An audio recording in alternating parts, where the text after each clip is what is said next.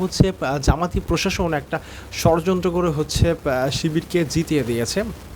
তারা স্পেশালি হচ্ছে শিবিরকে সুবিধা দিয়েছে।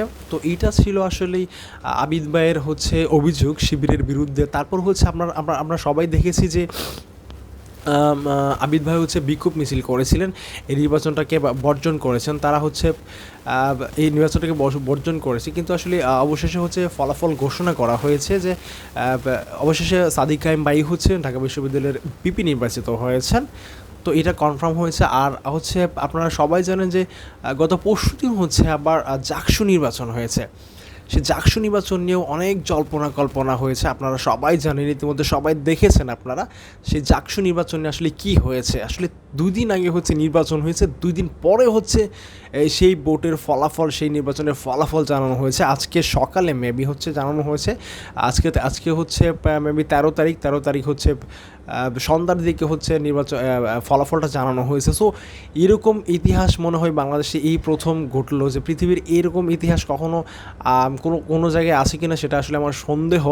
2 দিন আগে মাত্র 14,000 ভোট জাকসুতে, মেবি আমি যতটুকু যদি ভুল না করে থাকি তাহলে যে আমি যতটুকু জানি মাত্র 14,000 ভোট। এই 14,000 ভোট যদি আপনাদের গণনা করতে 2 দিন থেকে 2 দিনের বেশি সময় লেগে থাকে, তাহলে আসলে মানুষ আশ্চর্য হয়ে গেছে। এটা নিয়ে এটার ভিতরে কোনো ষড়যন্ত্র আছে কি না সেটাও মানুষ মনে করছে। অবশেষে অনেক জল্পনা কল্পনা করার পর হচ্ছে আজকে হচ্ছে ফাইনাল ফলাফলটা আসলে দিয়ে দিয়েছে।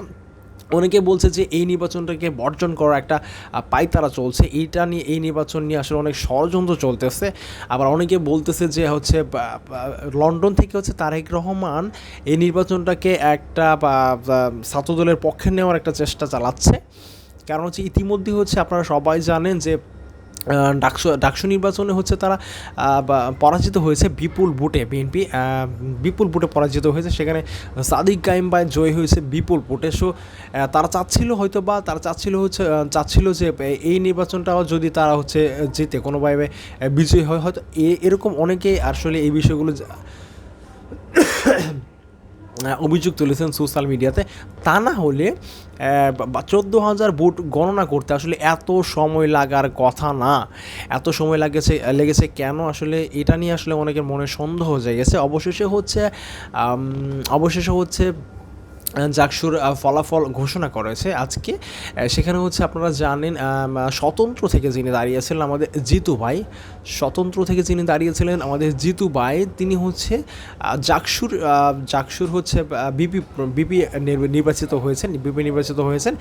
এবং হচ্ছে আপনারা একটা জিনিস অবাক হয়ে যাবেন, 25 জন হচ্ছে শিবিরের 25 জন হচ্ছে পদপ্রার্থী ছিলেন, সেখানে বিভিন্ন পদে পদপ্রার্থী ছিলেন। সেইখান থেকে হচ্ছে শিবিরের 21 জনই হচ্ছে বিজয়ী হয়েছেন। আশ্চর্যের বিষয় এটা। 25 জনের মধ্যে শিবিরের হচ্ছে 21 জনই বিজয়ী হয়েছে। সো এইটা হচ্ছে জামাত ইসলামের অনেক বড় একটা হচ্ছে ক্রেডিট। এইটা আসলে জাতীয় নির্বাচনে অনেক বড় একটা, তাদের জন্য অনেক বড় একটা ভালো একটা ফল আনবে বলে আমি আশা করি।